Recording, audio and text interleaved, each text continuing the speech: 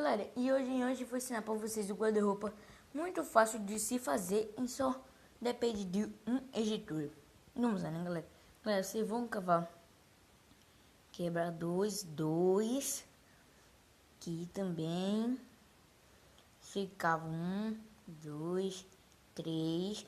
E aí você vai quebrando a lateral e deixa assim onde o repetidor vai ficar, né? Bom, galera, aí aqui, mano, vocês vão pegar o editor, né? Sei porque minha barrinha tá assim e tal. Muito chato, velho, mano, juro pra vocês. Muito chato, meu. Que boa. E aqui, mano, nós vamos fazer o quê? Agachar aqui de boa, né? Só pra verificar se tá conectado, boa. E aqui nós vamos pegar o Soba1. Bloco C. Depende, né, mano? Me desculpe por essa barrinha e tal, porque tô jogando com o ré. Caiu o ré aqui, tipo, tem que ser da aba, né?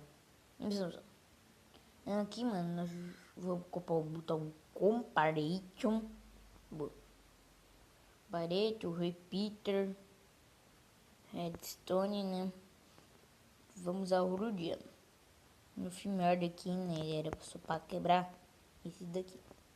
Boa.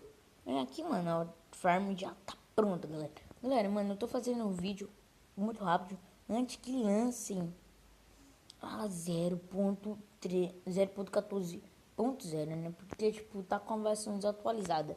É mico, né? Vamos lá, né, galera? Tiramos o full dim aqui, que eu tô com o full dim boladão. Vamos botar aqui, ó. Botei, vou entrar aqui, ó. Tá vendo? Mas é isso, galera. Galera, mano, compartilha o vídeo aí, velho.